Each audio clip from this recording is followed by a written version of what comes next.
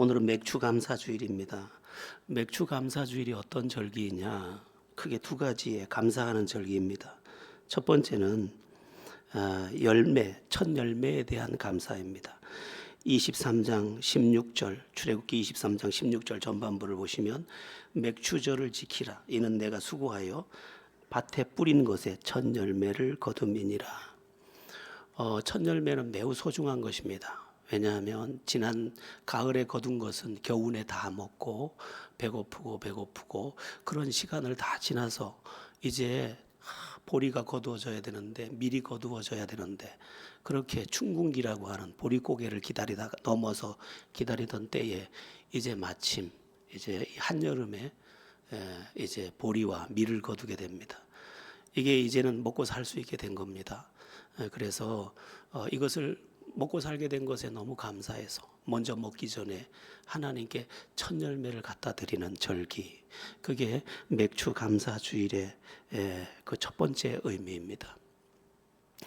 우리 믿음의 선진들은 그렇게 믿음을 지켜왔습니다. 정말로 가난하고 정말로 어려웠지만 첫 열매를 하나님께 드리면서 하나님께 먼저 감사드리는 생활을 영적 삶의 바탕으로 삼고 그렇게 생활해 왔다는 것입니다. 여러분들은 잘 모르는 사람도 있겠지만 60년대 이때는 참 가난했습니다. 정말 가난해서 저는 가난한 줄을 별로 모르고 자라긴 했습니다만 주변에 보면 밥을 못 먹는 집도 많이 있었습니다. 뭐 학교도 못 다니는 경우도 많이 있었고요. 그런데도 예수 믿는 그들은 먼저 감사부터 했습니다. 그게 이제 우리의 첫 열매를 하나님께 드리는 그 절기의 내용입니다. 종수라는 학생이 있었습니다. 이 종수라는 학생은 예수님을 잘 믿는 어머니 밑에서 열심히 공부하면서 어머니 앞에 부끄럽지 않도록 또 어머니의 고생이 헛되지 않도록 그렇게 열심히 공부하고 믿음 생활을 지키는 그러한 학생이었습니다. 공부를 잘해서 서울대 의대를 들어갔고 서울대 의대를 이제 졸업하고 의사고시를 보고 합격을 해서 인턴으로 서울대 병원에 이제 의사 생활을 시작하게 됩니다. 그렇게 어렵사리 의사 생활, 인턴으로 생활을 시작해서 첫 월급을 받았습니다. 첫 월급을 받아들고 보니까 다른 생각이 하나도 안 나고 엄마 생각이 나는 겁니다. 엄마에게 빨리 갖다 드려야지. 우리 엄마가 이걸로 맛있는 것도 사 드시고 그 허름한 옷도 갈아입고 그랬으면 좋겠다. 그래서 허겁지겁 예전에는 봉투를 손에다 직접 주니까 누런 봉투를 들고 이제 어머니한테 간 겁니다. 어머님, 첫 월급입니다. 이거 가지고 좋은 옷도 사 입으시고 또 맛있는 것도 사 드세요. 그랬더니 어머니가 지극한 눈으로 이 아들 종수를 보면서 이런 말을 하시는 겁니다. 종수야, 우리 예수 믿는 가정 아니냐? 이왕에 믿을 거 제대로 믿자. 첫 열매구나. 하나님께 먼저 드려야지. 지금까지 산 것도 하나님의 은혜로 살았는데 앞으로도 하나님의 은혜로만 살 것이 아니냐. 그러니 그 말씀 그대로 첫 열매 하나님께 드리자, 종수야. 그랬더니 내 어머니가 그렇게 원하시고 또 하나님이 그렇게 말씀하셨으니 그렇게 하기로 하죠. 그리고 그 한 푼도 쓰지 못하고 고스란히 자기가 생애에 처음 받은 이 첫 월급, 첫 열매를 고스란히 하나님께 갖다 바치게 됩니다. 3개월이 지났습니다. 학장님이 이 종수 씨를 불렀습니다. 종수 씨, 지난번에 의사고시 이제 그 성적이 나왔는데 합격자 발표는 그때 나왔지만 이제 수석으로 종수 씨가 이제 합격을 했습니다. 그래서 상장과 상금이 나왔는데 받으세요 하고 주는 겁니다. 그래서 받아들고 열어보니까 깜짝 놀란 겁니다. 자기가 처음 받은 그 인턴으로서 처음 받은 월급에 딱 곱절이 들어있는 거죠. 뛸 듯이 기뻤습니다. 하나님께서 첫 열매를 드렸더니 갑절로 갚아주시네. 그래서 그걸 들고 또 어머니에게 달려갔습니다. 어머니, 제가 상금을 받았습니다. 어머니 이거는 어머님 정말 어머니가 원하는 대로 다 써주세요. 그랬더니 어머니가 이런 말을 하는 겁니다. 종수야, 네 상금 받아본 적 있니? 그래서 아니요, 처음 받았어요. 그럼 이것도 천열매로구나. 네가 앞으로 살면서 엄청난 상금을 받을 수도 있고 상을 받을 수도 있는데 처음 받은 것이니 하나님께 드리자. 천열매잖아. 이왕 믿을 거 제대로 믿자. 그리고 이 금액이 많아서 그냥 갖다 주일까지 기다리면 우리가 니도 시험 들고 나도 시험 들지 모르니 내일 새벽에 새벽기도 가서 같이 드리자꾸나. 아들 종수가 네 어머님. 그리고 어머니와 함께 새벽기도 가서 그 또 상금을 천열매로 하나님께 드립니다. 눈치를 채신 분들은 채셨겠는데 그분이 누군지 아십니까? 미국에서 세계적인 암 권위자로 쓰임받고 있는 원종수 박사입니다. 신앙생활을 일찍 했던 분들은 이분의 간증을 안 들어본 사람이 거의 없을 겁니다. 이분의 간증은 너무도 유명해서 많은 사람들의 영혼을 깨웠습니다. 말도 안 되는 순종, 말도 안 되는 믿음, 말도 안 되는 헌신을 해온 자기 간증이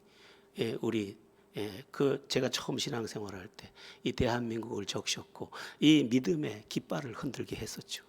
지금도 그는 생생한 간증을 가지고 하나님을 이렇게 믿으셔야 합니다. 하나님은 이런 분이십니다. 자기의 삶으로 증명하고 있습니다. 오늘 본문 잠언 3장 9절에서 10절이 뭐라고 말합니까? 내 재물과 내 소산물의 처음 익은 열매로 여호와를 공경하라. 처음 익은 열매. 그리하면 네 창고가 가득히 차고 내 포도즙 틀에 새 포도즙이 넘치리라. 여러분, 우리는 말씀을 대할 때 가끔 나에게 적용해 봐야 합니다. 나에게 구체적으로 적용을 해보는 겁니다. 그리고 이것을 내가 믿는지 테스트해 보는 겁니다. 이렇게 해보는 거죠. 내가 이 말씀을 믿을 수 있을까? 내가 만일 처음 익은 열매로 여호와께 먼저 감사를 드리면 하나님께서 내 창고가 차고 넘치게 해주고 내 포도즙 틀이 넘치게 해주신다. 이걸 내가 믿을 수 있느냐? 종수 씨는 믿었던 거죠. 어머니도 믿었고요. 그래서 그들은 기적의 노래가 되었었던 것이고요. 여러분, 하나님의 말씀은 굉장히 단정적이고 하나님의 말씀은 분명합니다. 그런데 우리는 이것을 귀로 믿거나 생각으로 믿거나 아는 것으로 그치는 경우가 허다합니다. 그런데 몇몇 사람, 원종수 박사 같은 사람, 그 어머니 같은 사람, 제가 가끔 얘기하는 비황 같은 사람, 이 사람들은 삶으로 확 믿어버린 거죠. 그랬더니 이 말씀이 그대로 살아있는 말씀, 그대로 진리인 말씀으로 그 인생 가운데 들어와 버리더라는 것입니다. 여러분, 감사하는 것이 놀라운 복이라는 것을 우리는 믿어야 합니다. 이것이 믿어지면 우리는 정령 복된 사람이 됩니다. 그러니까 아침에 일어나도 하나님께 감사하는 사람, 그 사람은 하루의 첫 시간을 하나님께 드릴 줄 아는 그 사람도 참으로 복된 사람인 거죠. 여기 창고를 가득 채운다, 복이 넘치게 한단 말이고, 포도즙 틀이 흘러 넘친다. 이것은 포도주는 기쁨을 의미하니까 네가 행복한 인생이 되겠구나, 행복이 넘치겠구나, 이렇게 말씀하는 것입니다. 여러분, 인생은요 힘으로 사는 게 아닙니다. 힘으로 되지도 않습니다. 힘을 쓰면 쓸수록 약이 오릅니다. 어떤 범죄자가 그런 이야기를 하더라고요. 자기도 노가다도 해보고 막일도 해보고 다 해봤는데 안 됩니다. 그래서 제가 강도가 되기로 마음먹었습니다. 이왕 정치를 통해서 도둑질을 하든 담을 넘어 도둑질을 하든 똑같은 거 아닙니까? 그래서 저는 강도가 되기로 마음먹었습니다. 그래서 강도가 됐다는 거예요. 옛날 지존파가 한 말이에요. 아무리 애쓸수록 자기 인생이 야속하기만 하더라는 거예요. 여러분, 힘을 쓰면 쓸수록 야속할 수도 있습니다. 그런데 하나님께서 지금 뭘 말씀하느냐? 여호와께 첫 열매를 드리라는 거예요. 첫 열매로 감사하라는 거예요. 저는 어느 날부터 제 마음에 이런 습관을 들이기로 마음먹었습니다. 아침에 일어나면 내가 꼭 고백을 해야지. 그래서 아침에 일어나면 몸이 무거울 때가 많지만 하나님 감사합니다 이러고 일어나는 거죠. 오늘을 행복으로 여는 방법, 아침을 감사로 여는 것인데 일어나자마자 그 감사를 혹시 놓칠까 봐 하나님 감사합니다 하고 일어나는 거죠. 감사, 하나님께 먼저 감사, 그게 가장 잘하는 삶의 투자요. 그 투자가 우리에게 참 복이 되어 주더라는 것입니다. 백화점 왕으로 유명하고 또 최신부 장관을 지냈고 초등학교밖에 나오지 않았다면 미국을 바꿔놓은 그 기적의 사람 워너 메이커가 한 말이기도 합니다. 내 인생에서 가장 잘 투자한 것은 하나님께 감사를 투자한 것이다. 우리의 인생도 항상 하나님께 먼저 감사. 그러므로 인하여 우리의 인생이 차고 넘치고 또 기쁨도 흐르는 귀한 삶. 한 번 사는 인생인데 너무너무 우울하고 슬프고 지치고 어떤 사람들 말하잖아요. 죽고 싶다고. 얼마나 힘들면 죽고 싶다고 하겠어요. 죽고 싶은 인생이 아니라 살고 싶은 인생, 자랑스러운 인생, 행복한 인생, 나눠줄 수 있는 인생 다 되는 것, 그게 하나님께 감사하는 것에 있음을 기억해야 하겠습니다. 맥주 감사절에 드리는 감사의 또 다른 이유가 있는데 그게 뭐냐면 우리 장로님 기도에서도 말씀하셨는데 지난 반년 동안 지켜주시고 은혜 베푸신 것에 대한 감사, 그리고 새롭게 출발할 수 있도록 우리를 붙잡아 주신 은혜에 대한 감사입니다. 지나온 시간들을 보면 우여곡절이 많습니다. 참 힘겨운 시간도 많았는데 또 돌아보니 또 모든 순간이 은혜였습니다. 그 사실에 감사하는 것입니다. 그리고 다시 멈춰서 하나님께 감사하며 새로 출발할 수 있는 기회를 주신 것에 대해서 감사하는 시간입니다. 제자들 교회 7월 주제를 감사로 다시 여는 제도전의 하프타임이라고 붙였는데 우리가 축구 경기 같은 걸 보면 전반전에 2대0으로 졌어요. 그런데 그 하프타임, 전반전과 후반전 사이에 있는 그 중간 휴식 시간에 감독이 이야기합니다. 우리가 이 점에서 문제가 있었다. 이 점을 수정해서 이 점을 공격하면 우리가 이긴다. 그리고 그 하프타임을 잘 사용하고 휴식도 갖고 또한 전략도 새로 세워서 도전해서 3골을 넣어서 3대2로 이기는 예가 많이 있는 것입니다. 마찬가지로 우리가 전반전에 혹시라도 졌을지라도 이제 7월 첫 주에 시작되는 이 후반전을 기점으로 우리는 승리를 다시 정복해 나가는 그러한 계기를 만들어야 하는 것입니다. 여러분, 우리의 전략이 뭔지 압니까? 이 맥주 감사제를 주셔서 오늘 다시 시작하게 하신 하나님의 전략의 방법이 뭔지 아십니까? 믿음과 감사의 전략입니다. 여러분, 후반전 승리하고 싶으면 믿음을 가지십시오. 후반전 승리하고 싶으면 감사하며 나가십시오. 제가 중고등부 학생들한테 그런 얘기를 했었는데 인생에는 아주 중요한 공식이 하나 있습니다. 행복해지는 공식 딱 한 가지가 있는데 그게 뭐냐면 감사하면 행복합니다.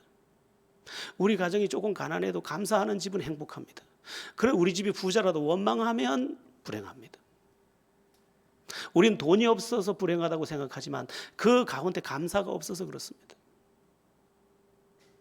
감사만 있으면 아들이 엄마를 붙잡고 엄마 고마워, 엄마 사랑해, 엄마가 자식을 붙잡고 사랑해, 감사해, 이게 사실이면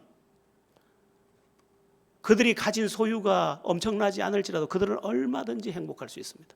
왜냐하면 감사는 행복에서 솟구치기 때문에, 아니 행복은 감사에서 솟구치기 때문입니다. 제가 오늘 주보에도 감사에 대한 글을 좀 올려놓았는데 감사하면 행복합니다. 원망하면 불행합니다. 그런데 기억할 게 있습니다. 원망하려고 들면 원망할 이유가 우리한테 지금 나열해도 수십 가지 다 있다는 것입니다. 불평하기로 들면 불평할 이유가 수십 가지가 있다는 겁니다. 왜냐하면 인간의 상황은 언제나 완전하지 않기 때문입니다. 여러분, 여러분의 부모가 고맙지만 부모가 완전합니까? 그 누구의 부모도 완전하지 않고, 여러분의 환경이 감사하지만 그 환경이 완전합니까? 그 누구의 집도 완전하지 않습니다. 그런데 누가 행복하냐? 그 부족한 듯 보이는 그곳에서도 감사하는 그 사람들, 그들이 행복하다는 것입니다. 원망에 묶이면 행복으로 절대로 나갈 수 없습니다. 원망을 하면 할수록 내 인생이 결박되는 것입니다. 감사하면 열리고 원망하면 닫히는 것이 우리의 인생입니다. 우리 사도행전 16장을 우리가 잘 예로 드는데, 바울과 실라가 전도하다가 감옥에 들어가게 되고 매를 많이 맞고 손발이 결박되고 그런 억울한 시간을 만나는데, 바울과 실라는 어떻게 합니까? 감사하며 찬미합니다. 그랬더니 어떤 일이 벌어집니까? 신비하게 세상에 지진이 나더니, 감옥 문이 열리더니, 손의 결박이 끊어지더니, 발의 결박이 끊어지더니, 자기를 때리던 간수가 와서 우리가 어떻게 해야 구원을 얻으리까라고 묻고, 그때 주 예수를 믿으라, 그리하면 너와 내 집이 구원을 얻으리라고 선포하고, 감사는 모든 결박을, 손의 결박, 발의 결박, 육신의 우리 창살의 결박 다 끊어내 버리더라는 것입니다. 여러분, 감사가 가장 큰 능력입니다. 그게 진짜면, 그 감사가 진짜기만 하면 기적은 이미 시작된 것입니다. 어떤 지적 장애를 가진 아빠가 있는데 딸이 그 아빠를 지극히 사랑합니다. 그래서 이렇게 말합니다. 학교에 갔다가 빨리 옵니다. 집에 아기를 둔 엄마처럼 막 옵니다. 와서 아빠 아무 일 없었어? 잘 지냈어? 아빠 사랑해? 아빠 고마워? 아니, 초등학교 3학년 4학년밖에 안 된 애가 그렇게 지적 장애가 있는 아빠를 그렇게 안아주는 거, 이가 다 빠지고 힘도 없는 그 아빠가 너무 행복해합니다. 그리고 마음으로 결심을 합니다.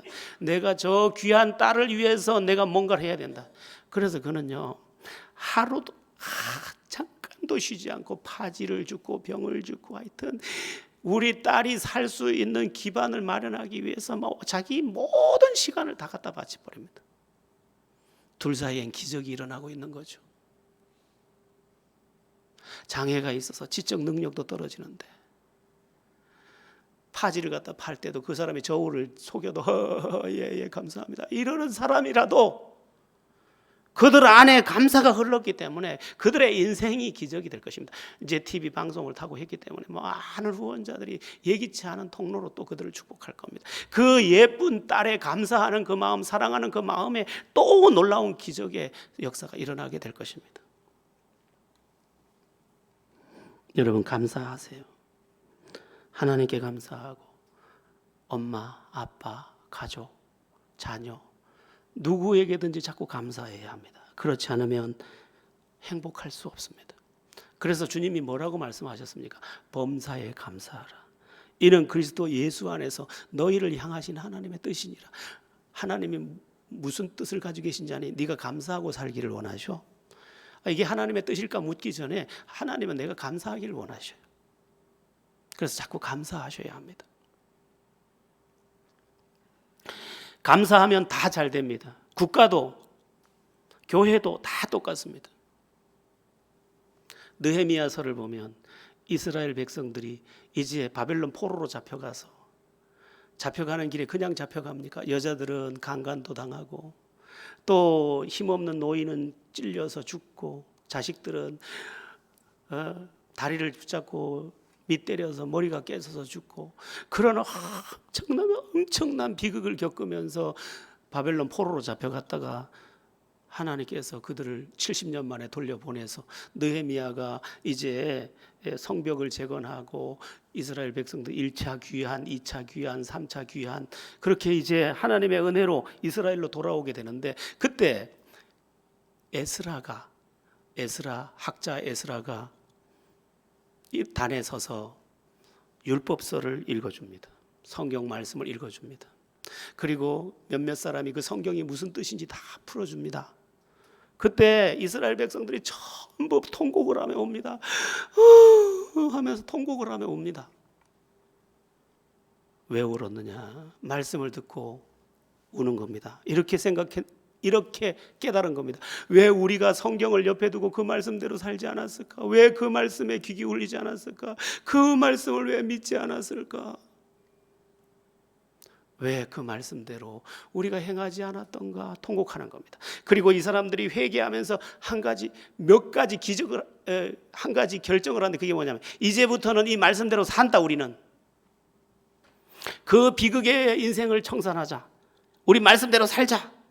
그렇게 결심하는데, 그 결심 중에 한 내용이 오늘 맥추절과 연관된 느헤미야 10장 35절에 이렇게 나와 있습니다. 해마다 우리 토지 소산의 만물과 각종 과목의 첫 열매를 여호와의 전에 드리기로 하였고, 첫 열매도 주님께 드리겠습니다. 감사를 회복하겠습니다. 하나님께 먼저 드리겠습니다. 이것을 결정했습니다. 국가가 회복되는 길, 각 가정이 회복되는 길, 자기 인생이 회복되는 길, 그게 감사 속에 있다는 것을 알고 그 감사를 지금 주님 앞에 올려드리기로 결정한 것입니다. 그러므로 국가가 살아나고 가정이 살아나고 그들의 그 터가 풍성한 곡창의 축복을 누리게 됐다는 것입니다. 여러분, 보물 지도를 옆에 두고 보물 지도를 눈여겨보지 않는 우리들, 그리고 이것을 그대로 행동으로 옮겨보지 않는 우리들, 그 중에 하나가 뭡니까? 하나님께 감사하지 않는 것들, 이것들을 우리가 감사로 바꾸어야 하는 것입니다. 여러분, 교회도 마찬가지입니다. 교회가 기적이 일어나려면 딱 한 가지밖에 없습니다. 물론 기도해야 되고 말씀도 다 오늘 본문과 연관하면, 교회도 감사하면 기적이 일어납니다.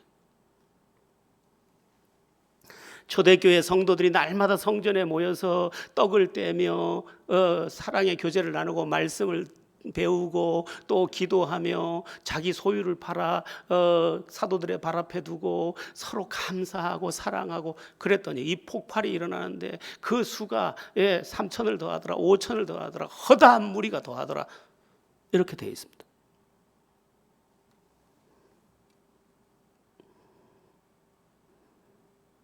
제가 교회적인 어려움을 겪으면서 제가 예전에 썼던 저의 교회에 대한 나의 비전을 찾아보았습니다. 잠이 너무 안 오고, 나는 그때 무슨 목적과 무슨 비전을 가지고 교회를 시작했지? 그래서 자꾸 찾아보니까 A4 용지 3장에 타이핑이 된 누런 종이가 나오더라고요. 그걸 보고 너무 마음이 아파고 그렇습니다. 요약 정리하면 3가지를 이렇게 써놨어요. 내가 꿈꾸는 교회, 내가 소망하는 교회, 내가 하나님 앞에 드리고 싶은 교회가 뭐지? 읽어보니까 3가지. 첫째는 행복한 교회. 목사도 행복하고 성도도 행복하고 성도와 성도가 행복하고 우리들의 만남이 행복하고, 그런 교회를 꿈꿨구나. 두 번째, 쓰임받는 교회. 선교를 위해, 구제를 위해, 지역을 위해, 너를 위해 쓰임받는 교회. 세 번째, 함께하는 교회.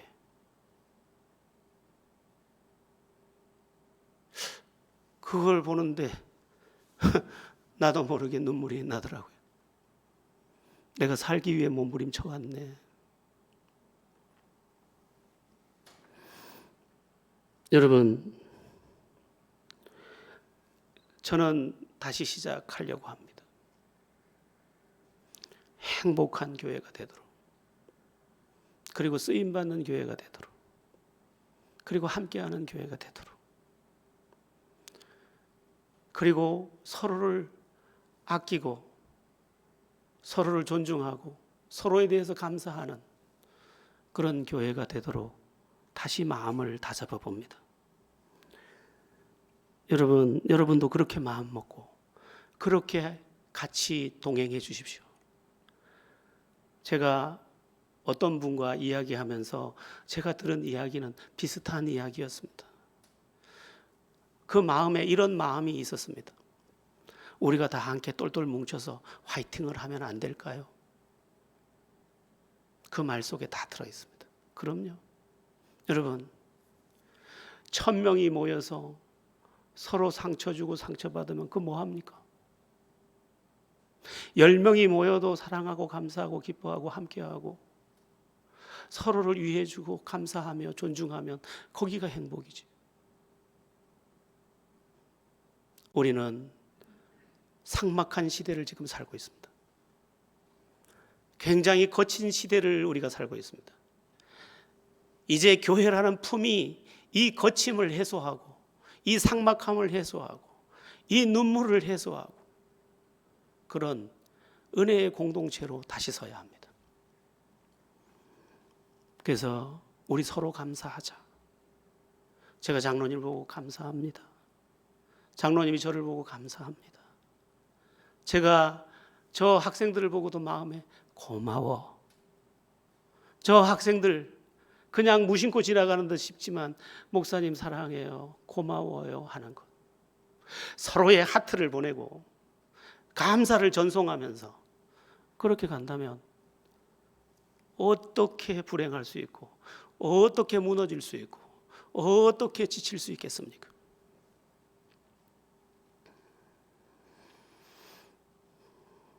총신대학원 시절에 미국에서 학위를 받고 신약학을 강의하던 교수님이 계셨습니다.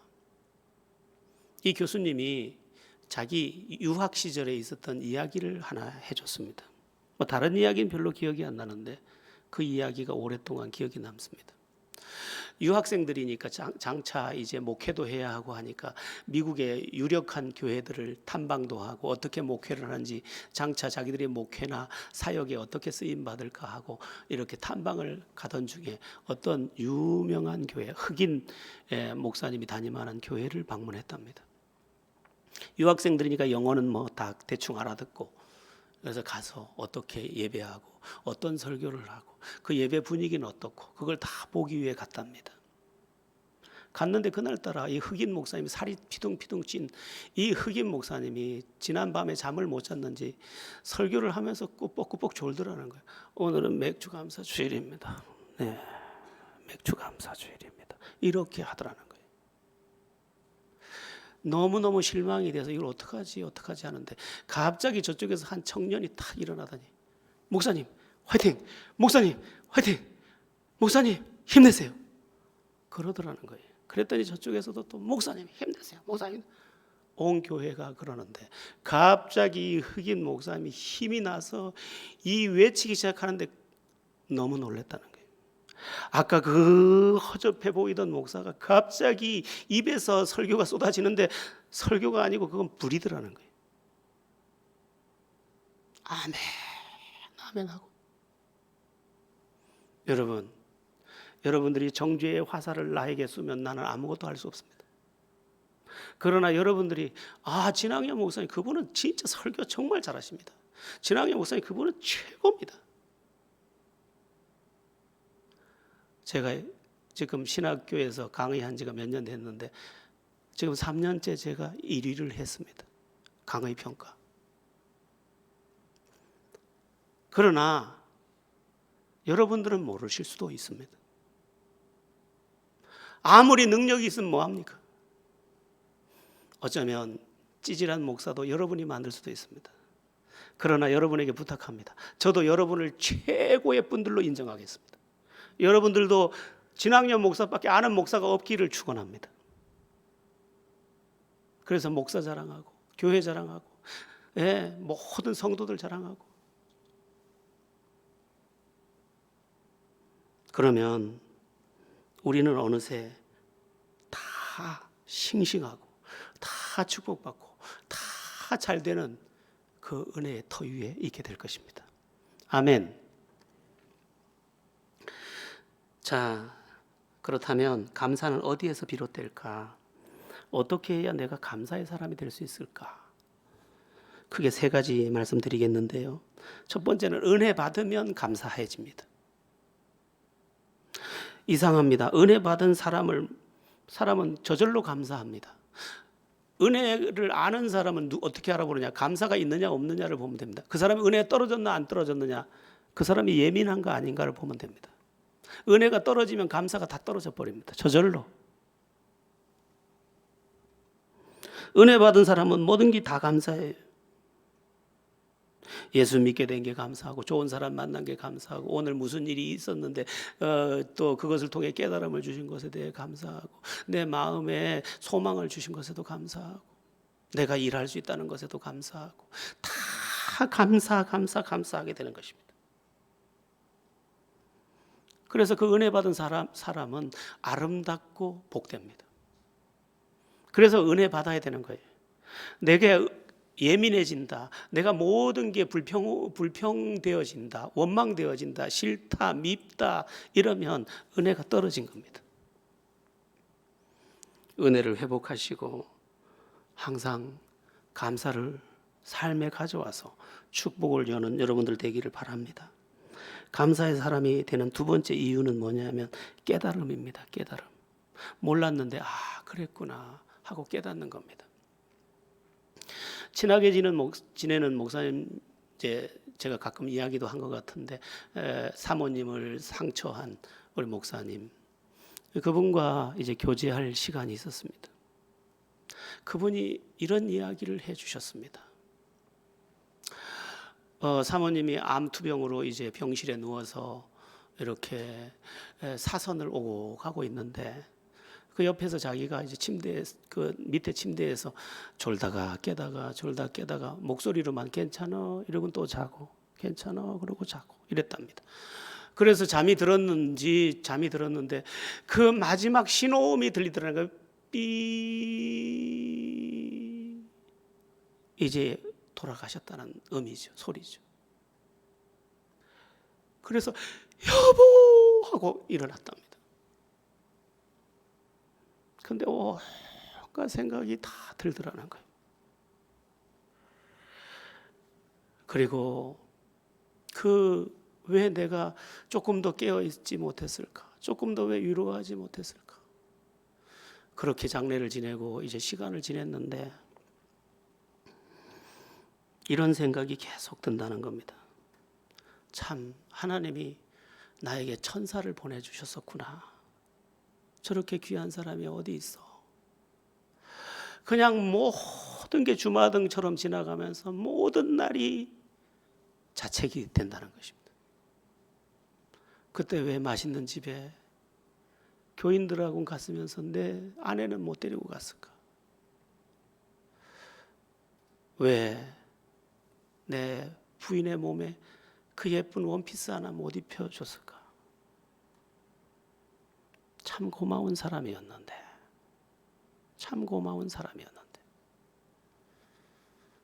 그래 우리가 이야기한 게 뭐냐? 깨달았을 때는 늦을 때가 너무 많다는 거예요. 그래서 중요한 게 뭐냐? 지금 깨달아라. 지금 속 썩이는 자식이라도 그 자식을 내가 품에 안고 있는 이때가 행복한 것인 줄을 알고 감사해라 이 말이죠.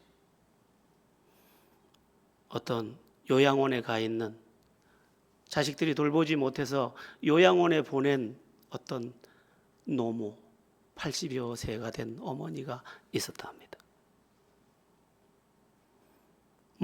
요즘은 코로나 때문에 면회도 어려운데 이제 이 방송 저 방송에서 인터뷰를 하는데 어쩌다가 정원에 나와서 이 나이 드신 이 할머니랑 이야기를 나누는 겁니다. 아이고 외로우시죠? 여기 와 계셔서. 그랬더니 빙긋이 웃는 거죠. 그래 할머니 인생에서 제일 행복했던 때가 언제세요? 그랬더니 쭉 옛날 얘기를 하는 겁니다. 제가 자식을 9 안 낳습니까? 많이 낳았죠. 먹을 게 없었어요. 그래서 그저 풀죽 끓여 먹이고 그래 살았죠. 학교도 그저 어쨌든 고등학교까지 가르쳐 보려고 온 몸뚱이가 다 부서지도록 일을 했네요. 근데 그때가 제일 행복했어요. 그러더라는 거예요. 그게 너무 힘겹고 너무 무거운데 그때는 몰랐는데 그 무거운 짐, 그 9이 실제로는 자기에게 행복이었다는 거예요. 그때는 왜 감사하지 못했는지. 자기를 지금 요양원에 보내고 자주 오지도 않는 아들들이지만 그때 더 감사해야 했어요. 그걸 더 기뻐해야 했어요. 여러분, 나중에 보면요, 품만의 자식이라고 벗어나서 가면 내가 어쩔 수도 없잖아요. 그러니까 속썩이는 자식이 있더라도 그죠, 아이고 감사해라, 속썩이는 거라도 야 있어서 좋다 하고 이렇게 문질러 주세요.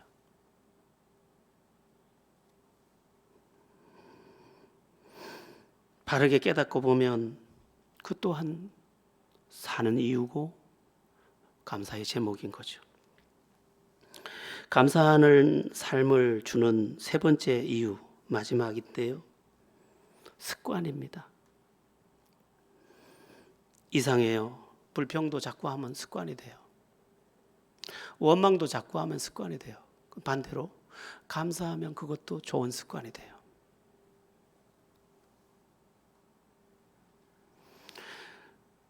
이런 글이 있더라고요.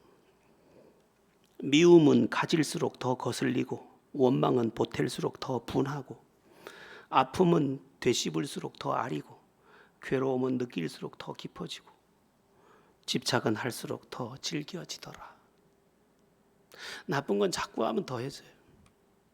좋은 것을 가져와야 해요. 그리고 좋은 인생이 되도록 만들어야 되는데 그 최고의 삶의 비법, 감사죠. 여러분, 오늘 집에 가시면, 오늘 하나님께 감사했으니까 집에 가시면 여러분 자녀에게 감사하시고 여러분 남편에게 감사하시고, 또 여러분의 부모님께 감사하시고, 그게 하늘을 열어요. 그게 행복을 날라와요. 그게 축복을 가져와요. 그래서 부정적인 나무는 기르는 게 아니에요. 그 나무가 자라서 나를 깔고 뭉갤 거니까. 축복의 나무를 길러야 되는데 축복의 나무, 최고의 나무, 감사의 나무예요.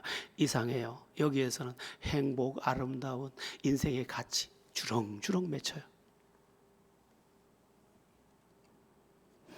오늘은 맥주 감사 주일입니다. 결론은 간단해요. 감사를 회복합시다. 감사를 시작합시다. 여러분의 삶에 감사가 깃들어서 행복도 누리고 기적도 누리는 은혜가 있기를 예수 이름으로 축원합니다.